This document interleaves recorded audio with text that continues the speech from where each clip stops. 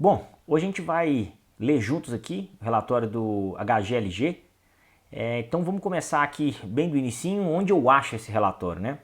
Esse relatório você pode achar no próprio site do FII, você pode procurar aí CSHG Logística, HGLG, você pode procurar dentro da B3 mesmo, né, que eles são obrigados a divulgar, e você pode procurar em agregadores, né? Então, por exemplo, no site aqui do Mundo FII, você pode vir aqui no Mundo FII, digitar HGLG e aqui tem relatórios e comunicados, normalmente tem aqui, então tá aqui, ó, relatório gerencial 8 de julho de 2020. E aí você pode clicar aqui e naturalmente o relatório é referente ao mês anterior, né? Então você vê que é bem fácil, né? Eu prefiro olhar pelos sites aqui, é bem fácil achar ele. Voltando aqui ao relatório, ele começa, uma foto bonitona aqui, né, do galpão da HLG, e ele tem alguns dados aqui. À medida que eu for lendo, eu vou comentar algum termo para que fique mais fácil, que a gente possa explicar alguma coisa, mas se ficar alguma dúvida, comenta aí embaixo no vídeo que eu respondo, tá? Então, ele começa falando da cota valor de mercado. O que é isso, né? Quanto que a cota do fundo fechou no último mês, né? Aqui no caso, como o relatório é referente a junho, né? No último mês útil, né? De junho, dia útil do mês de junho. Então, a R$ 189 era o valor da cota. A cota patrimonial é quanto vale contabilmente os imóveis que o fundo tem. Então, se eu pegar todo o patrimônio que o fundo tem, ele vale R$ 135,43. E ele está sendo negociado na bolsa por R$ 189,94. Aqui já começa a primeira coisa. Cuidado, para você não ter um pensamento muito simplista, né? Do tipo, já sei, então é só eu...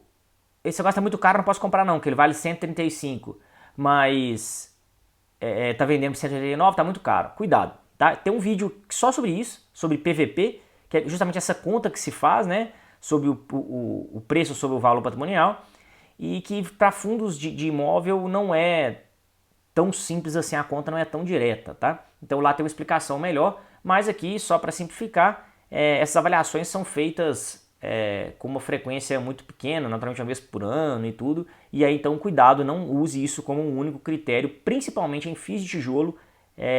Eu uso só de referência, eu não uso isso para fundamentar a compra ou venda não.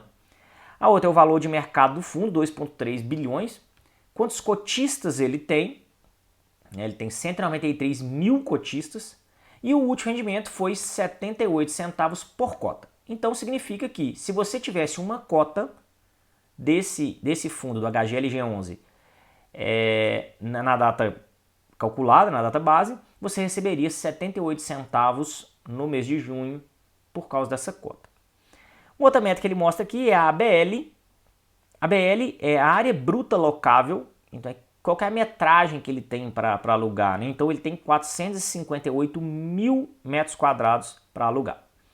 E aqui tem um termo que é muito famoso, que a gente chama de dividend yield. O dividend yield é o seguinte, imagina que eu perguntasse, mas esses 0,78 centavos aqui, é pouco ou é muito? É bom ou é ruim? E aí, imagina que tem um outro fundo que paga R$1. O de R$1 é melhor. Não é. Depende de quanto você pagou, né? Depende de quanto está a cota. Então, um jeito fácil de poder comparar dois fundos diferentes é dividir o seu rendimento pelo valor da cota.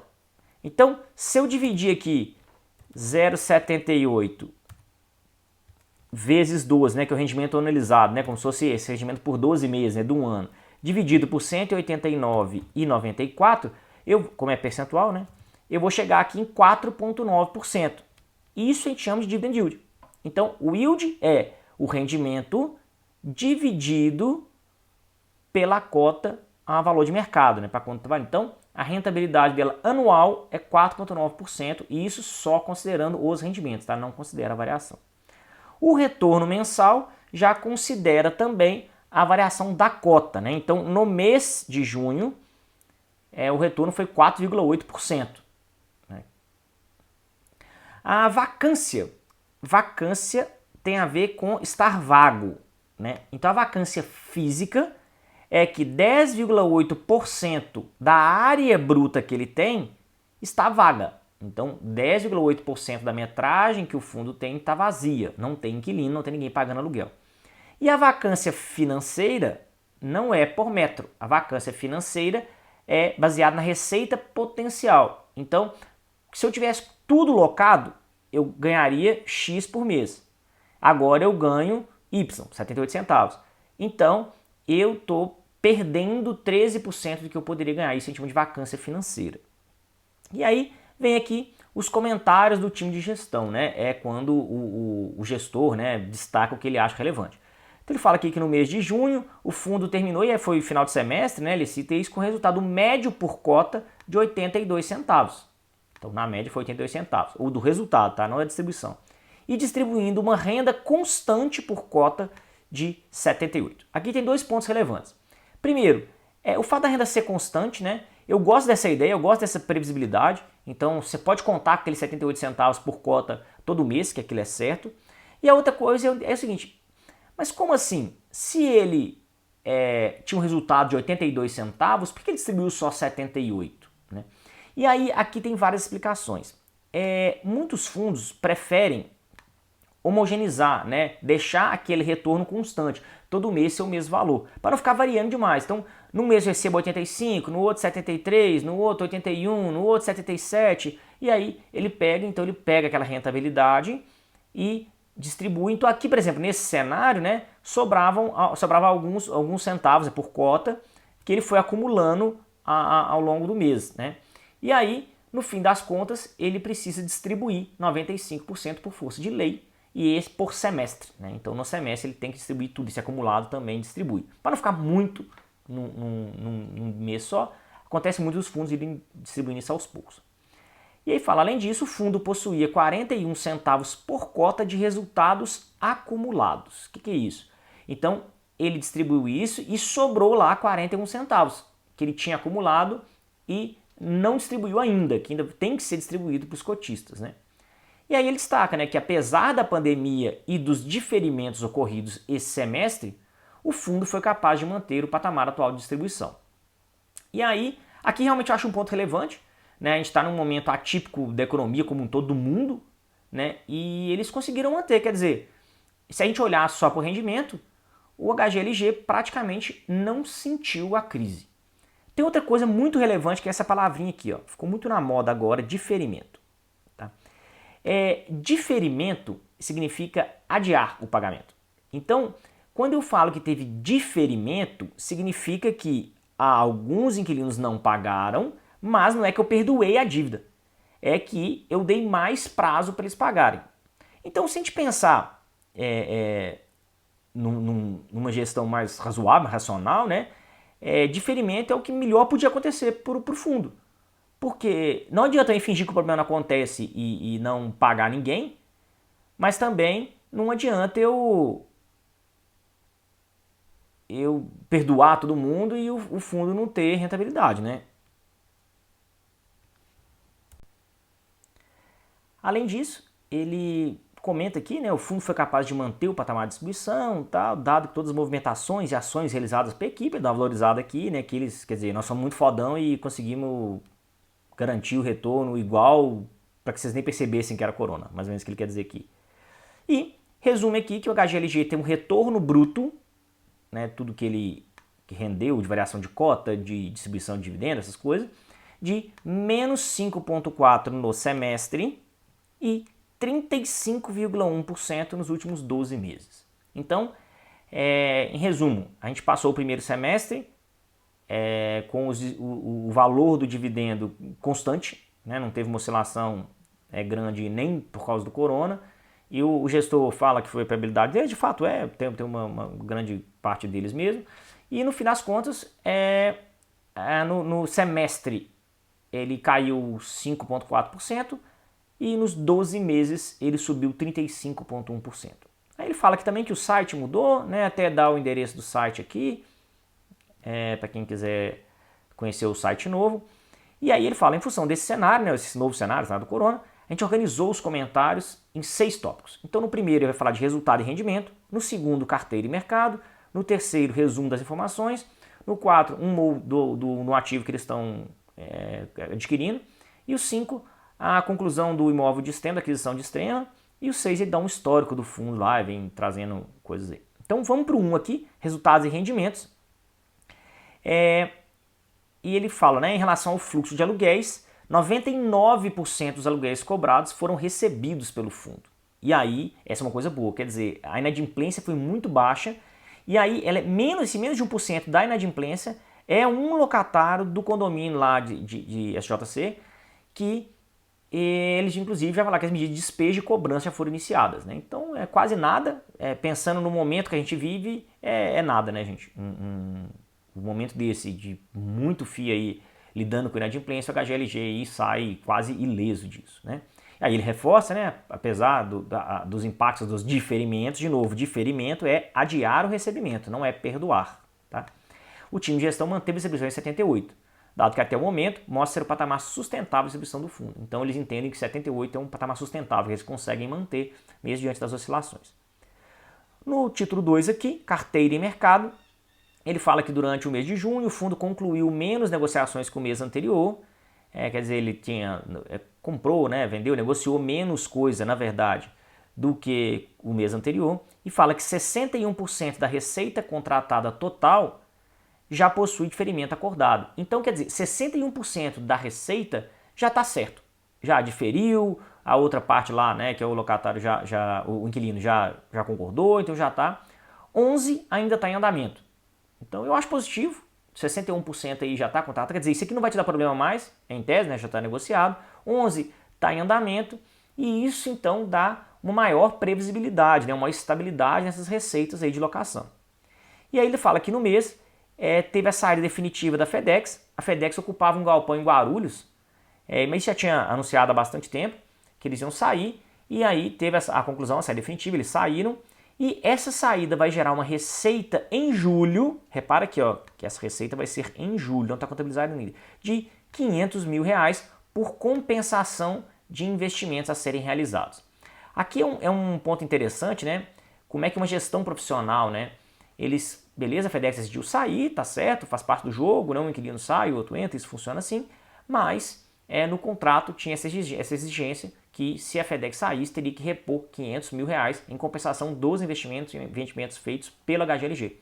Então, tem os 500 mil mais os 4 dias, né? Porque ele saiu dia 4 de junho, então ele usou 4 dias do galpão em junho, né? Isso que chama prorata, né? O aluguel proporcional a esses 4 dias, que vai dar R$67 mil. E aí, aqui ele começa a falar dessa evolução dos aluguéis, dos acordos feitos, né? Então, lá em janeiro, 100% não tinha pleito, né? Ninguém estava pedindo diferimento nem nada, não tinha nem sinal de corona no Brasil ainda, fevereiro também não. Em março já começou, né? Então, em março, 66% não tinha pleito ou não tinha diferimento algum, e 34% já tinha um diferimento, estava em negociação. E aí, você vê que em março para abril já aumentou a negociação, e isso foi evoluindo, né? Então, 61% aqui já tem o diferimento acordado, 27% não falou nada, deixou do jeito que estava, e 11% estão em negociação, né? E você vê que a inadimplência aqui é um risquinho que a gente quase não consegue ver, né? Que é o risquinho vermelho aqui da inadimplência. E aí ele dá um exemplo aqui de, pela essa distribuição do acordo que ele fez do diferimento, como que fica a curva desses acordos, né? Ele distribuindo isso ao longo, lembrando que ele é baseado do percentual do aluguel contratado já acordado, tá? E com impacto. Então, janeiro recebeu 100% do que acordou, fevereiro 100%, março recebeu 84% porque diferiu, né, adiou, depois abril e maio foi ruim, junho, olha só, já negociou, já deu mais certo, julho também, agora percebe como é que daqui para frente os aluguéis vão aumentar, né, quer dizer, o resultado vai aumentar, porque esses acordos de pagar o aluguel depois já prevê pagamento aqui, né, então é 98, quando chega em outubro, inclusive, o fundo vai receber 110% do aluguel contratado. Quer dizer, mais do que ele recebia. Então, se a gente pensar aqui num universo distribuído aqui, até julho de 2021, né, é como se fosse normalizado, né? Tudo do mesmo jeito que foi só diferido. O pagamento do aluguel foi adiado, não foi perdoado. Então, a gente espera aqui de outubro até julho de 2021 aqui, receber um aluguel maior do que foi, inclusive, pago em janeiro e fevereiro. E aqui ele dá um resumo, no 3, que é bem interessante, que ele fala aí a concentração que ele tem por locatário, né? Então, 33% da receita do fundo vem do um galpão alugado para Volks, ele coloca o setor aqui, né? Volkswagen setor automobilístico. 17,2% é da loja americana, é um galpão no Triângulo Mineiro que é alugado para a loja americana. 10,8% vem do aluguel da Kremer, né? Kremer que faz texto farmacêutico, faz muita fralda, coisa para bebê. A Ericsson, né, que é de tecnologia, que é responsável por 8,5% da receita do fundo. E a Tetra Pak, que faz embalagem, né, aquelas embalagens de longa vida, que é lá responsável por 8%. E aqui ele explica como é que ele faz a composição da cota patrimonial, né? Quer dizer, da minha cota, meu patrimônio é isso aqui, né? Eu tenho um patrimônio de 1.600 aqui. Como é que é composto esse patrimônio? Desse valor, essa formação de gráfico é muito comum nos relatórios de FI. Essa barrinha vai somando com essa, somando com essa, somando com essa e chega nessa, né? É assim que a gente lê aqui. E aí, ele tem então, desse valor de 1,6 aqui, 1,1 está em imóveis, 243 em FIIs, 188 caixas, ativos líquidos e contra receber, 28 e outros ativos passivos, totalizando esse patrimônio aqui de 1.609. E aqui está uma demonstração mais detalhada aqui, né, sobre a forma de tabela, de quadro, e aqui sobre a forma de gráfico. E aí ele fala uma coisa interessantíssima também, que o fundo hoje não possui nenhuma obrigação de pagamento. Tá? Significa que o fundo não tem dívida. Né? Não ter dívida num momento de crise é excelente, né? É uma coisa muito relevante para um fundo não ter dívida num momento difícil como esse. E aí ele fala que, além de não ter dívida, ele tem 144 milhões em renda fixa, título, letra de crédito imobiliário, quer dizer, em ativo líquido, né? 243 em fundo de investimento imobiliário, é isso mesmo, o próprio fundo tem cotas de outro fundo. 25 milhões em CRIs, certificados recebíveis, também é um investimento lastreado em algum outro imóvel. E 5 milhões a receber. Não sei se vocês vão lembrar aí dos outros, que ele vendeu um imóvel da Air Liquide, o imóvel ficava em Campinas, e ele tem que receber, ele vendeu parcelado, está recebendo, e tem então 5 milhões para receber, e até 14 milhões a receber pela venda dos imóveis lá de Atibaia. Esse até 14 é porque no acordo, lá no contrato de compra e venda, tem algumas cláusulas que podem aumentar ou diminuir o valor a receber, tá? Então, quer dizer, o fundo não tem dívida, tem quase 145 milhões em caixa, tem 243 milhões em fundo de investimento imobiliário, quer dizer que é ativo com bem mais liquidez, né, do que o próprio imóvel, 25 milhões em CRI, 5 milhões que ainda tem para receber, mais 14, então 19 ele vai receber, 144 está no caixa e 243 são coisas com muita liquidez. Quer dizer, o fundo está muito bem preparado para enfrentar uma eventual crise, um problema que aconteça, né? E aí ele fala, né, que no dia 1º de julho, antes da divulgação do relatório, o relatório aqui é de junho, né? Mas ele, como é que... por que você tá falando de julho? É porque é relevante, ele está colocando aqui que ele pagou 50 milhões entre parcelas de pagamento e custo de aquisição, diminuindo o caixa para 95. Quer dizer, ele falou, olha, contabilmente, o meu caixa era de 145 aqui, eu paguei 50 milhões, então hoje o caixa está de 95 milhões.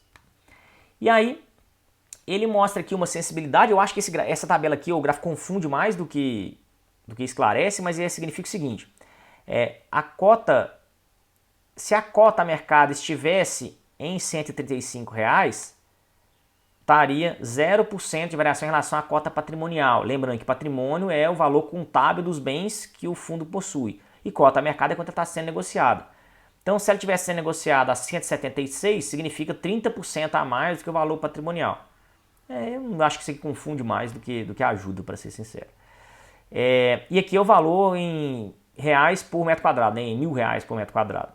Aí tem mais uma coisa, mas por que Rio está caro assim? Porque são imóveis diferentes, não dá para comparar e tudo. Então, esse é um gráfico que eu pessoalmente tiraria. E aí, num outro título aqui de engenharia, ele fala o que a equipe de engenharia tem feito, né? Então ela vem aqui e fala, no condomínio, em SJC, ele fala, desde que comprou, né? Ele já tinha querendo promover algumas intervenções técnicas no ativo para potencializar seu uso e prevenir patologias prediais, né, prevenir defeito. E aí eles estão fazendo isso, né, melhoras lá. No centro logístico de Cumbica, que é aquele que estava alugado para a FedEx, né, ele fala, agora ele foi desocupado, então é o momento da gente fazer algumas obras aqui que não tinha como fazer quando eles estavam ocupando. Então eles estão lá desenvolvendo estudos relacionados lá, e estão trabalhando nisso também. Na Volks, eles estão fazendo uma recuperação lá da cobertura metálica do galpão, até mostra aqui algumas soldas, né, um reparo sendo feito aqui, e está quase no finalzinho que 80% já foi feito. Né? Então ele fala aqui o que fez, que eram problemas que estavam lá e aumentando a estanqueidade da cobertura. Né? Lá em Uberlândia teve um probleminha no piso do refeitório, eles já contrataram, né? Você vê que é uma área pequena aqui, né, em relação ao galpão, mas já fizeram aqui, garantindo a operação do espaço sem prejuízo ao locatário. Né? Então aproveitaram o momento também para trocar esse piso, arrumar isso aqui, sem atrapalhar o locatário. No título 4, ele fala do MOU, do MOU, né, para o ativo G2, e aqui tem alguns coisas que a gente discutir. Conforme fato relevante do dia 25 de junho. O que é um fato relevante? Toda empresa, né, ou todo fundo que é listado em bolsa, eles são obrigados a divulgarem os fatos relevantes. E eles divulgam isso lá, você pode ir no site da B3, tem um vídeo aqui também explicando como que acha isso. Ele divulga. Então lá no dia 25 ele divulgou esse fato. Que fato foi esse que ele divulgou lá? Ele divulgou que tinha firmado um memorando de entendimentos, que é um MOU, por meio do qual regulou todas as etapas necessárias para a aquisição, quando atendidas as condições, da totalidade desse empreendimento. Então, ele teve que falar isso porque é muito relevante para um fundo fazer uma compra de um imóvel. Né? Então, ele precisa notificar isso. E aí, que imóvel é esse? Isso aqui está lá no fundo, no fato relevante. Se você quiser voltar lá e achar esse fato relevante, você consegue. Mas ele cita de novo aqui pela relevância. Fala que é um ativo logístico multiusuário com área bruta locável, quer dizer, a área que tem para alugar lá, de 121 mil metros quadrados. Olha só, 121 mil metros quadrados, para ter uma ideia, um campo de futebol são 10 mil metros. Então nós estamos falando aqui de 12 campos de futebol. Então você vê que é um imóvel imenso, né? Localizado na região sudeste, compreendendo o preço de aquisição de 245 milhões. Então, o que ele está informando no fato relevante é que ele assinou um memorando de entendimentos.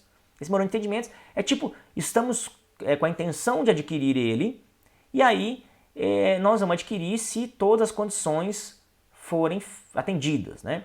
E ele cita que o imóvel tem 121 mil metros, que está na região sudeste, e que a ideia é pagar 245 milhões nesse imóvel. E aí, aqui tem uma palavrinha nova que é o cap rate. O cap rate é a taxa de capitalização daquele imóvel. Como é que eu calculo isso? Né? Falar, tudo bem, você pagou 245 mil, foi bom ou foi ruim negócio? O que foi isso? O que eu costumo fazer, né, para chegar nesse valor do cap rate? Para chegar no cap rate, eu pego o valor do aluguel que esse imóvel vai me dar e divido por quanto eu paguei nele. Então eu vou dividir o valor do aluguel, esse aluguel vai ser tanto por mês, multiplico por 2 para anualizar, né? E divido, quer dizer, eu paguei 245 milhões, vou ter tanto de aluguel mensal, isso corresponde a 8,8%. Né? Então esse é um cap rate de 8,8%. É um cap rate bom, depende do imóvel. Eu gosto de cap rate, claro, quanto mais alto melhor, mas assim, na realidade é um 9 e pouco, é um cap rate bom, assim, então depende de como que tá, às vezes tem várias outras coisas que a gente deveria olhar, né, outras variáveis aqui que podem, às vezes um contrato é muito longo, um contrato com uma cláusula específica, e também acaba isso sendo precificado, né. Então ele está falando que o aluguel multiplicado por 12, aluguel anualizado, dividido pelo valor que eu paguei no imóvel, é 8,8. Isso a gente dá o nome de cap rate. É interessante você comparar um imóvel com outro, né? Cap rate é um termo também que aparece muito em relatórios de fundos. O ativo mencionado acima está descrito lá no prospecto, né? Lá na outra emissão que eles fizeram, eles colocam lá que já estão, entre aspas, de olho nesse imóvel aqui, né? Ele classifica como G2, muitas vezes eles colocam isso para poder identificar e falar sem revelar o que é o imóvel, né? E aí está falando nas páginas 161 a 182 do prospecto e tal. Com a assinatura do MOU, o fundo transferiu ao vendedor, a título de sinal, um valor de 10 milhões. Então ele já pagou 10 milhões a título de sinal, tá? e ele usou o dinheiro que estava no caixa do fundo. O saldo remanescente, né, o que falta aqui, os outros 235 milhões, vai ser pago quando concluir o negócio, que está condicionado à liquidação da sexta emissão. O que acontece? Se vocês voltarem aqui para olhar, o fundo não tem esse dinheiro. Mas então como que ele vai comprar se o fundo não tem o dinheiro de 245 milhões? Um fundo, quando ele precisa de dinheiro, ele precisa fazer uma emissão. Uma emissão é colocar mais cotas no mercado, vendê-las para ter novos cotistas e esse dinheiro novo entrar no fundo, né? Então, assim, num cenário simplista, né? Eu pego lá, vou emitir mais 1.000 cotas a R$1, então vai entrar R$1.000 para mim. Né? Então é isso que ele está fazendo. E aí ele faz isso. Ele dá o sinal de 10 milhões com o que ele tem no caixa, aqui ó, com o que ele tem no caixa, e faz uma emissão para captar mais dinheiro e poder concluir a compra, né?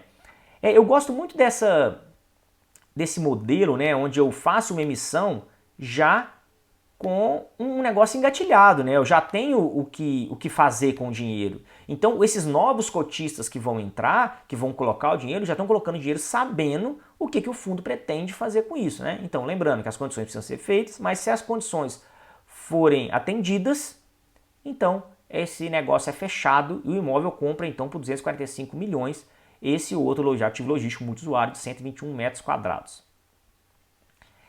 E aí, no título 5, ele explica a conclusão da aquisição do imóvel de Extrema, né? E aí ele fala de novo, no dia 1º de julho de 2020, em complemento aos fatos relevantes de 28 de fevereiro, de 5 de março e 5 de maio, então olha só que interessante, se você voltar aqui, clicar nesses links aqui e olhar vir esses dados, esses fatos relevantes, você vai ver essa história toda acontecendo, né? Lá no dia 28 de fevereiro ele fala uma intenção de comprar um imóvel, nem cita quem é, aí em março ele já fala que evoluiu um pouco mais, em 5 de maio ele também evolui um pouco mais e finalmente no dia 1º de julho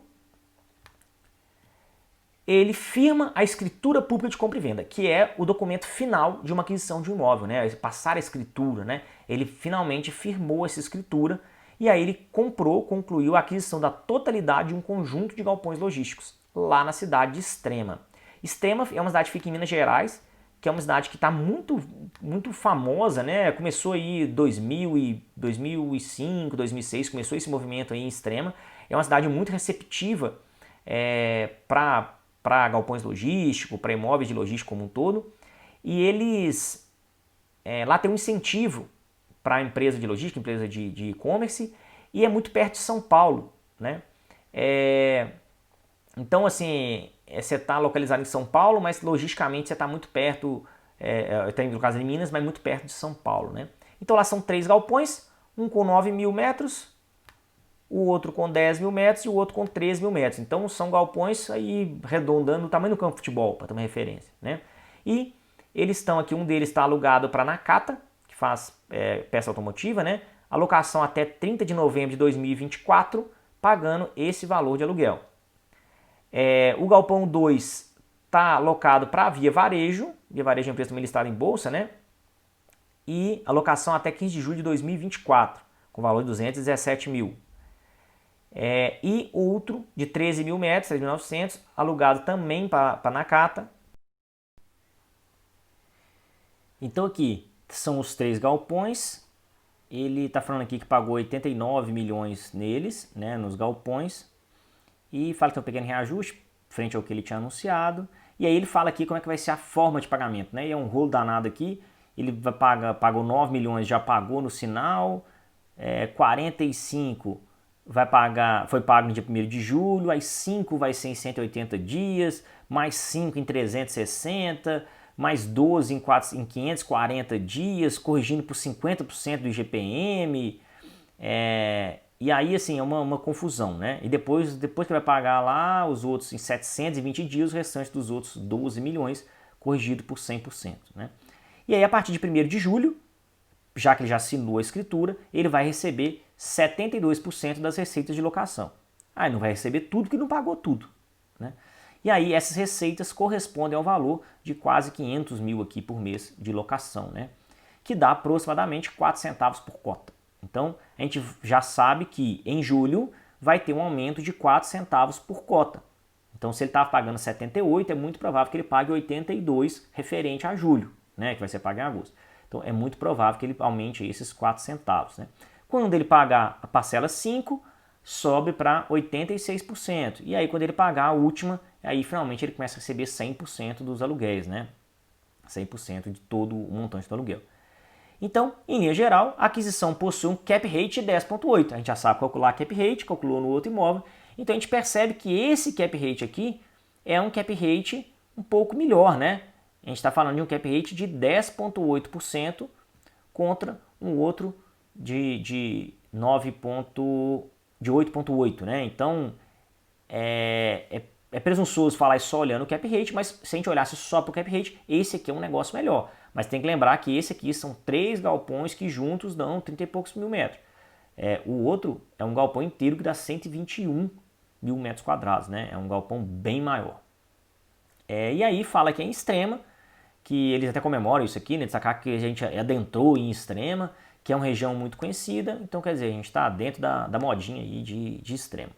E aí, no 6 aqui, é um título que não é tão comum nos relatórios, mas é ele falando aqui de um histórico do fundo, né, de como que fatos relevantes do fundo desde que ele fugiu. Né? Então ele fala lá, em 2019 eles compraram o centro logístico Cumbica, que é na rodovia Presidente Dutra, ali, né, pertinho do aeroporto de Guarulhos, e aí ele é posicionado, não tem dúvida, né, numa das praças mais importantes de São Paulo. Né? E aí é um ponto muito importante para a consolidação de portfólio logístico e tudo. Né? E aí, hoje ele está vago, é aquele imóvel que era da FedEx, e só que eles têm aqui, estão afirmando que tem uma convicção forte da tese de investimento, quer dizer, que é uma região boa e rápida absorção, quer dizer, rápida absorção tem para falar que é fácil de alugar. Né? E já estão trabalhando aqui, eles até comentam com diversas propostas no ativo. Né? Então já tem proposta para alugar esse galpão da FedEx aí, tomara que alugue rápido para que a gente possa receber aí o incremento dos nossos rendimentos mensais. E aí ele fala aqui da quinta emissão, né, que foi feita em junho de 2019. Ele começou a captar novas cotas, lembra que a gente falou disso? Emissão para eu captar novo dinheiro, normalmente para comprar imóveis e tudo. Então, ele captou esse dinheiro lá em 2019 e em julho ele concluiu aí, né, essa alocação dos 550 milhões. Né? E aí ele fala lá, né, nesse prospecto da quinta emissão, lá quando foi feito, bota o link aqui, estudo de viabilidade, eles colocam um estudo lá, focava em 3 ativos, que eram numerados como G1 a G3. E aí ele falou que o cenário otimista era adquirir os 3 ativos. No cenário conservador era o G2 e o G3. E o cenário pessimista ele não adquiriria nenhum. Né? E aí iriam para outros imóveis. Né? E aí, em julho de 2019 mesmo, pouquinho tempo, um mês depois da emissão, né, que entrou esse dinheiro novo, ele já concluiu por 471 milhões o G2 e o G3. E aí que era justamente o galpão lá de Vinhedo, da Volks, que é hoje responsável aí por maior parte da receita do fundo e desse condomínio JC, que é um condomínio com perfil industrial logístico, né? Que é a Ericsson que está lá, né? Que é uma gigante aí da tecnologia, e que é pertinho também da Presidente Dutra ali, né? Que é uma região muito focada em empresas de tecnologia e o próprio condomínio Então, quer dizer, ela demonstra aqui uma versatilidade, né? Eu tenho um galpão alugado aí para uma montadora de veículos e outro para num setor muito famoso por empresas de tecnologia, né? Isso é bem interessante. Já o G1, que era o outro galpão que estava no prospecto, lembrando que no prospecto estava G1, G2, G3, ele estava até com a exclusividade assinada e tempo comercial acordado, mas eles fizeram lá uma diligência, né, algumas análises lá e decidiram por não concluir a aquisição. Né? E aí o fundo então caminhou pelo cenário conservador, que era o 2 aqui. Né? O que o fundo quer dizer é que ele, quando ele fala assim, ó, quando eu falo de um prospecto, eu cumpro, eu falei que precisava do dinheiro para comprar os 3 imóveis, citei esse cenário conservador que adquiriria o G2 e G3, inclusive decidi não comprar o G1, então foi por isso que eu fiz os 2. Né? Então ele está só justificando como que ele foi dirigente ali, né? Como que ele fez o papel dele. Né? Pelo relatório gerencial de 2019, o time falou lá que previa o cenário do primeiro ano com 82, levou ao aumento da distribuição para 78, e aí, apesar das emissões e tudo, o fundo está entregando, né, o que ele falou lá no estudo de viabilidade da quinta emissão. Né? Aqui ele comenta, né, sobre a venda de ativos não core do portfólio, não core que não era assim, tão objetivo deles, né, eram ativos principais para eles lá, e eles até alegam, né, que não agregava, que tinha um risco maior ao portfólio, pelo seu uso, né, que ele era industrial, e eles estão muito pro lado logístico, né, pela localização e o elevado risco de queda de rendimento, né, e aí o fundo vendeu dois imóveis que correspondiam a 3 ativos, né, e parte de um quarto, isso lá em fevereiro de 2020 e março, que foi o Air Liquide Campinas, que era um galpão logístico pequeno, que era pequeno e ruim de gerenciar. E o portfólio de Atibaia, que era isso também, eles não tinham nada lá e ter que mexer com isso e tudo, e acabaram vendendo um galpão pequeno para a XP, para um galpão da XP, para um fundo de galpão da XP, que é o XPI. E o XPI já tinha outros lá, então acabou que foi bom para todo mundo. Né? Para a XP foi bom porque eles já tinham outro, que a gente administra 2, administra 3, e para o HGLG foi bom que ficou livre disso aí, que não era córrego e dava mais trabalho do que retorno. Aí ele também fala que a outra estratégia que eles levantaram foi buscar regiões fora do óbvio, né? E aí ele chama de buscar fora do óbvio justamente com essa questão de buscar em extrema, né? Então eles estão demonstrando o seguinte: olha, a gente está se mexendo, a gente não quer fazer só o óbvio de comprar galpão, a gente não está comprando. E foi para extrema, né? Demonstra isso. E talvez o mais relevante dessa estratégia, o mais agressivo, seja se expõe em desenvolvimento. O que é se expõe em desenvolvimento? É em desenvolvimento imobiliário. Desenvolvimento é você construir o seu imóvel. Né? Então, eles estão para uma área que é controversa. Já vi gente que não gostou, que achou ruim, que acha que não é o perfil do fundo e tudo.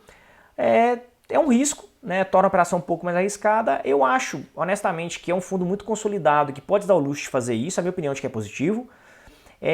Mas entendo também o risco de quem não acha legal, porque ele Entendo também o risco de quem não acha legal, porque é uma área que o fundo não está acostumado, né? A parte interessante é que normalmente quando se faz o desenvolvimento tem uma margem muito maior, né? Quando eu construo e alugo, né, eu tenho uma chance de ter uma margem de lucro maior, né? Então a ideia é justamente fazer isso. E para mitigar esse risco do desenvolvimento, né, eles falam que eles estão preocupados procurando uma região com boa infraestrutura, com questões de acesso já resolvidas, né, com desenvolvimento já próximos, né, e outras coisas já perto e tal, e tá junto de um parceiro que tem experiência no setor e na região. Então é interessante que ele fala, já sabendo que muita gente ia criticar ou levantar a orelha, né, com medo disso, falando que eles estão bem preparados. Né. E aí, eles falam que querem posicionar como nas praças mais importantes do mercado nacional e tudo, e ele finaliza aqui com uma mini DRE, onde você pode ver aqui exatamente a composição do resultado, né? Quanto foi de locação, os rendimentos e tudo. Como é que a receita é composta, né? A receita potencial, tudo que ele poderia ter, isso aqui, e tirando a vacância, tirando a carência de desconto, os adiantamentos, os diferimentos e a receita de área comum, ele teve isso aqui de resultado, né? Ele mostra aqui o resultado por cota. A gente vê aqui que ele manteve ali, né, 75 centavos em julho, 75 em agosto, e aí começa 78 até junho, foi o valor de 78 centavos, né? E aqui é o resultado acumulado, né? Lembrando que ele distribui isso, mas às vezes ele lucra um pouco mais para alguma coisa que não estava esperada e tudo, e aqui ele mostra essa distribuição aqui mês a mês, como que foi e como que a gestão homogeneizou isso aqui, né? Fez tudo ser gasto desse jeito. E aqui ele dá um dado de rentabilidade comparando o HGLG com outras coisas, né? O HGLG que ele fala, no mês a rentabilidade foi de 4,8%, que é altíssimo, né? Altíssimo, assim, uma rentabilidade muito boa, principalmente no momento. No ano ele cai 5,4% e nos 12 meses 35%. E lá, desde o início, quem comprou no IPO, nele na hora que começou a ser oferecido, teve 395% de rentabilidade. Aí você fala, mas isso é bom ou ruim? Tem uma série de coisas que a gente deveria levar em consideração, o risco, o tempo, o capital, coisas desse tipo, mas a gente tem como comparar. Uma das formas de comparar é comparar com o IFIX. O IFIX é um índice que pega aí um bem bolado dos maiores FIIs do mercado, os maiores fundos de investimento do mercado. E aí é interessante comparar, né? Então, no mês, o HGLG rendeu menos do que esse bem bolado, né, do que esses outros FIIs, na média, ponderada e tudo, mas no ano ele caiu menos também. Então, assim, ele cresceu menos no mês, mas também caiu menos no ano, né? Enquanto na média ponderada lá, os FIIs caíram 12%, ele caiu 5%. E nos 12 meses, os FIIs subiram 6,9%, ele subiu 35%, né? É gigante. Se eu comparar com o CDI, mas por que eu comparo com o CDI? Porque o CDI é a referência para aplicação de renda fixa, né? Então, o CDI no mês foi 0,2 e ele foi 4,8. No ano, o CDI foi 1,8 e o HGLG foi menos 5,4. Então, o CDI foi rentabilidade, foi positivo, o HGLG negativo no ano por enquanto, mas nos 12 meses, enquanto o CDI está 4,6, o HGLG nos 12 meses está 35%. Então, se a gente olhar esse histórico aqui, me parece um bom resultado quem vem carregando o HGLGI e confiando na gestão durante todo esse período. Liquidez é uma métrica para você saber se é fácil ou não comprar ou vender cotas desse fundo, né? Quer dizer, se eu precisar do dinheiro amanhã, eu vendo? E a resposta é muito fácil de dar, né? Nesse mês de junho, o volume financeiro mensal foi 103 milhões de reais. Então, negociou-se 103 milhões de reais em FII. Então, se você tivesse menos de 103 milhões de reais, você conseguiria negociar isso aí, né? Então, assim, se você tem um patrimônio aí, alocado nesse FII, é muito provável que você consiga vender ele qualquer momento que você queira, né? A presença em pregões é 100%, então significa que em todos os pregões teve gente comprando e vendendo, também dá uma ideia da liquidez, ou seja, se você precisar vender, fazer dinheiro com as suas cotas, é muito provável que você consiga fazer no mesmo dia, né? E aqui mostra a evolução de quantos cotistas, né? Então hoje ele tem 193 mil cotistas, né? E aqui ele vem explicando a carteira. A carteira dele, então, 73% é de imóvel.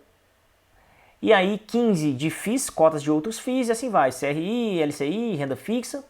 E dos empreendimentos, o percentual dos ativos que ele tem. A Volks responsável por 33% dos ativos que ele tem. A Loja Americana por 19% e assim vai. Condomínios, JC, Creme, Master Office e toda aqui a distribuição de cada um deles. Aqui a distribuição geográfica é legal, isso é uma forma de diversificação, né? Você vê onde que esses imóveis estão localizados. Você vê que são imóveis muito bem localizados, né? Eu tenho esse imóvel aqui, esse é o de Uberlândia, né? Da Lojas Americanas. E tem aqui o Vinhedo, Uberlândia, aqui São José dos Campos, Blumenau, Santo Amaro aqui, Montemor, que é o da Tetra Pak, Campo Grande, no Rio, Guarulhos, Hortolândia, aqui, Rio Claro e Atibaia, né? Então aqui é a localização geográfica, você vê que é o percentual que está de cada um dos imóveis por cidade ali, né? Por região. E continuando esse estudo aqui, ele fala a evolução da vacância, né? É um fato interessante, fala assim, mas espera aí, o meu gestor tá bom, ele mantém a vacância controlada ou não, né? Umas formas de avaliar. A barrinha fala o aluguel por metro quadrado, então significa que em julho estava valendo R$21 por metro. Em abril chegou a bater 22 e em junho agora continua 21. E a vacância veio 777, piorou um pouquinho aqui, até se esperar, né? Eu acho até que piorou pouco em relação, passou de 7 para 11, né? Pensando no momento que a gente está, eu acho que foi uma boa da gestão aí. Outra coisa que a gente deveria olhar é o vencimento dos contratos, né? Contratos que vencem depois de 2024. Que eu posso falar aqui? Que 77% dos contratos vencem depois de 2024. Então, quer dizer, tá bem confortável aí, né? 77% da receita contratada, né, dos contratos que correspondem a essa receita contratada vence em 2024 e assim vai nos outros anos. E a revisional, o que é revisional? Esses contratos, eles têm uma data para ser revisto o valor, né? E esse valor, por exemplo, pode mudar para cima ou para baixo. E aí vai uma loteria, né? Se eu faço uma revisional no momento onde o mercado está muito aquecido, demanda muito grande pelos imóveis, então eu posso reajustar para cima o meu imóvel, né, o aluguel. Mas se eu estou no momento ruim, por exemplo, se tem um contrato vencendo agora, a sua revisional vai ser horrível, né? Vai diminuir o valor do contrato. Então aqui 35% dos contratos vão ser revisados em 2024 e 46% em 2022, né? E aí os outros, 2021, pouquíssimo, né? 1,1% e 10% vão ser revisados este ano, né? Esse é um ponto ruim, né? Eu tenho 10% com ter revisionais esse ano, mas a maioria aqui é 2022 para frente, né? E esses contratos vão ser reajustados por o quê? Que o fato de ter uma revisional é mudar o valor base. Agora existe o reajuste. O reajuste ele é feito automático, né? Normalmente ano a ano, e ele é registrado por algum indicador. A maioria dos aluguéis são registrados por IGPM, né? A inflação pode ser IGPM ou IPCA, são as duas formas de medir inflação. Então ele tem 52,3% dos contratos são registrados pelo IGPM e 47% são registrados pelo IPCA. A tipologia, ela é distribuída dessa forma, 54% são contratos típicos, 46% são contratos atípicos. Um contrato típico é o contrato regido pela lei do aluguel, né? Então é um contrato que tem uma duração específica, que o inquilino tem um revisional, um intervalo mais curto. O atípico, o ponto que mais chama a atenção nos contratos atípicos é que eles são mais longos. Então, por exemplo, eu tenho um contrato que a gente faz um contrato atípico, ele vai vencer só daqui 10 anos. Então você só em 2031 que a gente pode fazer uma revisional desse contrato. Lembrando que ele pode ter os reajustes pelo IGPM e pelo IPCA, mas a revisional é só nesse ano. A outra coisa que é interessante é o seguinte, tem multas muito pesadas para quando você rompe um contrato atípico. Então, na maioria dos casos, a multa corresponde a pagar todo o aluguel que falta, por exemplo, né? Então, assim, um contrato atípico é um contrato bem mais seguro, é um contrato que tem menos chance do inquilino entregar o imóvel, e se ele entregar, a multa é muito alta, o que te dá uma margem para ficar um tempo aí procurando um novo inquilino. E aí, finalmente, ele vem aqui com uma fotinha, algumas descrições dos imóveis. Então esse aqui é onde fica a Kremer, lá em Blumenau, a área é 65 mil metros, está 100% locado, e assim vai. O Master Office, loja americana, e até aquele da capa do relatório, né? O Safira, que é aquele no CA, no Centro Empresarial de Atibaia, eles têm só 7 mil metros lá agora. A Brascabos, que é em Rio Claro, com 11 mil metros. O Tectown, que é aquele de Hortolândia, 7 mil. O Tetra Pak lá de Montemor, que é um galpão grande, 24 mil metros. A Gerdau, no Rio de Janeiro, que é aquela de Campo Grande, 16 mil. Ou aquele centro de Cumbica, que é onde estava a FedEx, né, que está agora até passando por umas reformas lá. O condomínio SJC, que é um condomínio grande, 70 mil metros. E a Volks de Vinhedo, com 132 mil metros. Então, esse é o retrato aqui da decisão de assembleia, né? Como eles são cotistas de fundo, eles informam aqui que decidiram aprovar a matéria 1 e 2. Mas esse é o relatório de junho. Se tiver alguma dúvida, um termo que não ficou claro, que você viu, que queria uma explicação melhor, comenta aí que eu faço a maior questão de responder e espero que tenha esclarecido aí. Obrigado, gente.